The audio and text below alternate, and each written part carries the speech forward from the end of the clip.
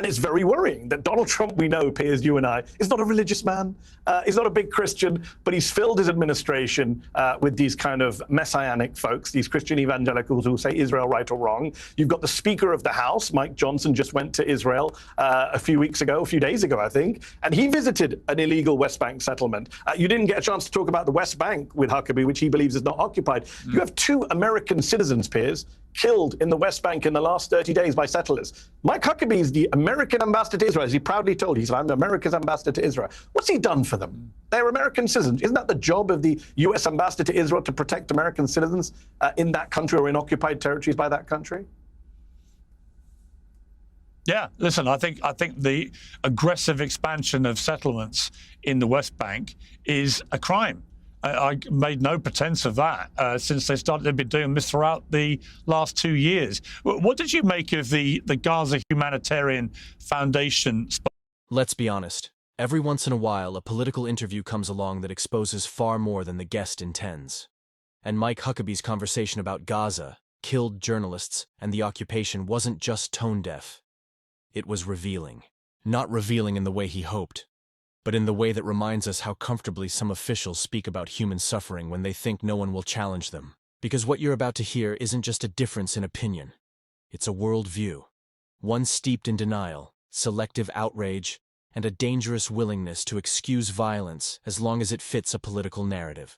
And if you believe the path forward is built on progress, empathy, and truth, hit that subscribe button. Let's make this community the strongest voice for democracy online. I'm joined now by Mehdi Hasan, the founder and editor-in-chief at Zotero. Mehdi, great to have you back on set. I know you've been listening to both my interview with Ambassador Huckabee and with the Gaza Humanitarian Foundation. They put a lot on the record there in terms of their responses to all the criticism that's been coming. What was your response, first of all, to the interview with Ambassador Huckabee? Well, he said a lot. I think he spoke to him for nearly an hour. A lot of things that weren't true. One thing that stood out to me was when he said he spent as much time with Netanyahu as he spent with his own wife, which explains probably a great deal why the Trump administration is so pro-Netanyahu and all in on everything Netanyahu's doing. One name you and him didn't really mention was Donald Trump. Trump has given Netanyahu, as we know, the green light to do the ethnic cleansing, to do the starvation, to do the killing. He recently said it's up to Israel to do whatever they want. But Mike Huckabee is a man who, just for your viewers watching some context, this is a man who said there's no such thing as a Palestinian. Says there's no such thing as the West Bank, says there's no such thing as a settlement, says there's no such thing as an occupation. He takes a very racist, dehumanizing view of Palestinians. He is a Christian nationalist, Christian Zionist who supports Israel for theological reasons. And in that interview with you, I just want to pick up a few things very quickly. The number of barefaced lies the ambassador told. He said multiple times Hamas is stealing the aid. As you pointed out, the New York Times spoke to multiple Israeli officials who say there is no evidence of systematic stealing of aid by Hamas. In fact, USAID, the US government's own aid department, did a study showing Hamas is not stealing the aid. The European Union did a study showing Hamas is not stealing the aid. The aid is being stolen. It's being stolen by gangs who are linked to Israel. So he's lying when he talks about Hamas stealing the aid. I was amazed to see him talk about beheaded babies and babies burned in ovens, which, as you know, Piers, because you got caught in that early on, was absolute bullshit put out by the Israelis. It's a complete lie. Not only did he lie about babies being burned in ovens, an ambassador of the United States at this point, 22 months later, telling that debunked hoax. He even claimed that it was done on video, which is not true. Show us the video. It doesn't exist. He also lied about the Israelis giving warnings to people before they bomb them. Every human rights group in the world says that's absolute BS. The Baka Cafe in Gaza City was bombed just last month. 30 people killed. A seaside cafe where they're having a children's birthday party. A boxer was killed. A sports star was killed. Children were killed. No warning given. They dropped a 500-pound bomb on a crowded seaside cafe. And then, of course, he lied about Anas al-Sharif and his crew. He said that the evidence points to them being Hamas. As you pointed out, no one who's looked at any of the evidence provided by Israel says that's evidence of Hamas. All he had was that, he was spotted taking a picture with the leadership of Hamas.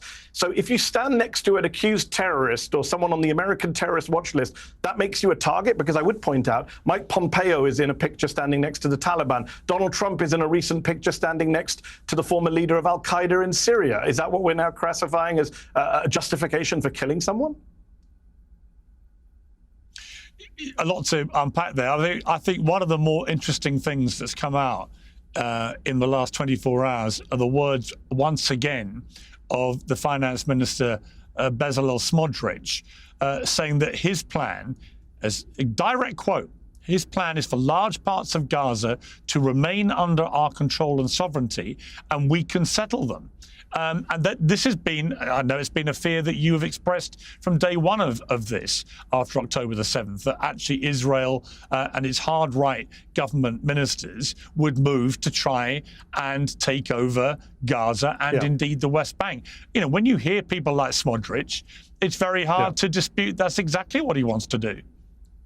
It's very hard to dispute that this is a genocide and this is ethnic cleansing. I mean, they have said this on the record time and time again. US officials can come and dress this all up and talk about Hamas, but they've made it clear it's not about Hamas. It's about making Gaza Jewish again. These are their words. As you mentioned, Smotrich has said this. Ben-Gvir has said this. Eliyahu, the heritage minister, just said recently, we're wiping out Gaza. We're going to make it Jewish again. Everyone's going to have to leave.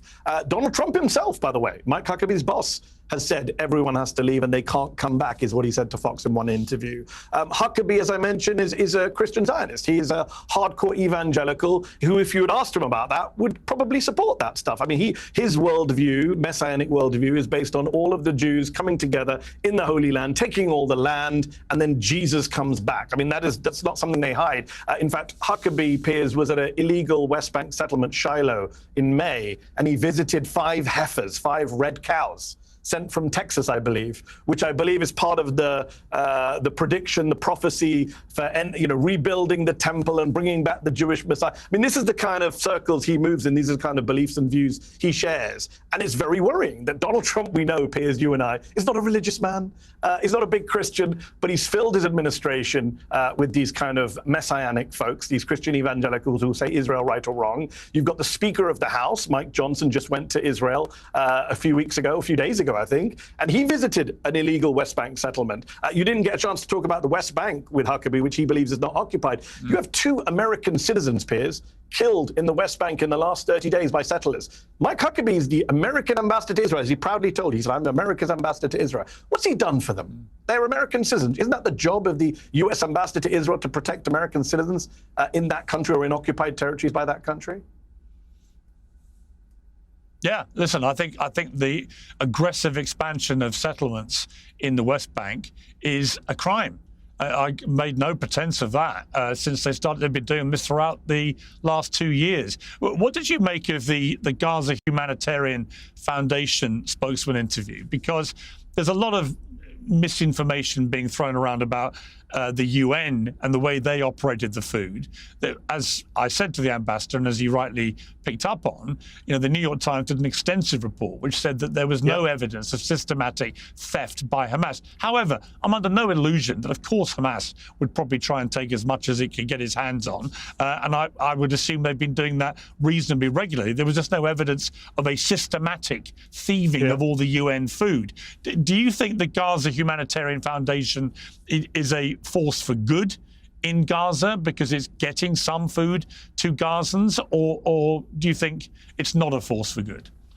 So in terms of getting food to Gazans, let's just debunk something both the GHF guy and Huckabee said to you. They keep saying 110 million meals. That's since the end of May. We're in the beginning of August. When you do the math here in the US, you need, for 3 meals a day, right? For 2 million people, you need over 400 million meals in that time space. By the way, these are meals that have no water, no fuel. So you get the food, you can't cook them. How are you supposed to cook them? What are you supposed to drink with them? You don't get any water or fuel from the GHF. Just these prepackaged meals. And it's enough meals to cover, as they say, 110 million meals. But what you actually need are 400 million meals. So really, they've only provided a quarter of as much food as the people need, and without any water or fuel. So they're just selective cherry picking of stats without any context. In terms of your question, let me answer it directly. No, it's not a force for good. It is a force for evil. And that is not a word I use lightly, Piers. I'm not one of these people who throws around evil all the time. But what we have seen in the last few weeks at these GHF sites is evil. You are seeing people, hungry people, coming for food, starved by Israel. And then when they come to the sites that they're told to come to get the food, they are then shot at and killed. right? Killed, hundreds of them. And by the way, again, they keep saying, well, we don't know what happened, misinformation. Actually, no, The Guardian just did an investigation over the weekend. People can go read it. Based on 30 different videos, they've identified Israeli gunfire at Palestinians at these sites. We have Israeli soldiers telling Haaretz, we were told to fire on people at the aid sites. We have American contractors who told the Associated Press, we saw our colleagues opening fire, live ammunition on Palestinians. How evil do you have to be to have starve people and then tell them to come get aid in the middle of a war zone? These GHS sites are in the middle of a war zone, and then shoot and kill them as they come to get the aid. I mean, that is, you think about Rwanda, you think about the Balkans, you think about the worst genocides in the last 50, 60, 70 years. This is up there with them, if not beyond. It's the most evil thing I have seen in my life in recent years. Mehdi Hasan, always good to have you on Uncensored. Thank you. There is something deeply unsettling about the way Mike Huckabee talks about Gaza. Not because he's blunt, but because his bluntness relies on erasing reality. That's the theme that runs underneath this entire exchange. It's why Mehdi Hasan's response mattered so much. He didn't just push back on Huckabee's talking points. He exposed the ideological scaffolding holding them up. Let's break down what we just witnessed. Huckabee portrays himself as someone who speaks with moral authority. Yet he repeats debunked claims about stolen aid, beheaded babies, and burned infants, long after every major outlet, including Israeli officials, said the evidence wasn't there. And this isn't a small slip. This isn't confusion. It's a choice. A conscious rhetorical decision to lean on shock imagery because it provides political cover for policies that would otherwise be indefensible. And that's where Mehdi Hasan cuts through the fog. Hasan reminds viewers of the facts. Multiple independent investigations, including from the New York Times, USAID, and the European Union, found no systematic evidence of Hamas stealing aid. Instead, some of the theft has been linked to armed gangs, including groups aligned with Israel. That is a level of nuance Huckabee refuses to acknowledge because nuance gets in the way of absolutism. Nuance forces accountability, and accountability is something he simply cannot afford. Then comes perhaps the most revealing moment, Huckabee's own worldview. The man has publicly claimed Palestinians don't exist, the West Bank doesn't exist, occupation doesn't exist. This isn't foreign policy analysis. It's theological nationalism dressed up as diplomacy. Huckabee sees political outcomes not through the lens of law or humanity, but through prophecy. In his mind, millions of Palestinians aren't a people. They're an obstacle. This is how dehumanization begins. It begins with denial, then justification, then silence in the face of atrocity. Which brings us to the next layer, the statements from Israeli officials themselves. When ministers openly talk about making Gaza Jewish again, when they describe wiping out entire populations, when they frame displacement as destiny, you don't need an expert to tell you what that is. History already provided the vocabulary. And the disturbing part? Huckabee either agrees with these views or is too aligned with them to express discomfort. That silence speaks louder than any diplomatic talking point. Then there's the Gaza Humanitarian Foundation, an organization Huckabee praises because it fits neatly into a convenient narrative about aid. But Mehdi dismantles that as well. He does the maths. He looks at the facts. 2 million people require over 400 million meals in that time frame, yet only 110 million have been provided, and without water or fuel. That's not relief. That's managed scarcity. That's rationed survival. The truth is simple. Cherry-picked statistics don't feed a starving population. And dismissing suffering doesn't make it disappear. But the darkest part of this entire discussion is what Mehdi describes at those aid sites. People desperate for food, walking into kill zones because they were told that's where help would be. And instead of safety, they encountered bullets. Israeli soldiers themselves told investigators they were ordered to fire. American contractors confirmed what they saw. Multiple videos match the accounts. This isn't speculation, it's documented. And you can hear it in Mehdi's voice. The exhaustion, the disbelief, the anger at having to once again explain the obvious. That starving people and then shooting them as they reach for food is not security policy. It is cruelty. Cruelty that echoes some of the worst humanitarian crises of the past century. Yet Huckabee still insists everything is justified. Everything is necessary. Everything is someone else's fault. That is why moments like this matter. Not because they expose one politician's ignorance, but because they remind us how easily the powerful rationalize human suffering when those suffering aren't part of their in-group. It reveals how propaganda becomes policy, how theology becomes justification, how denial becomes a weapon.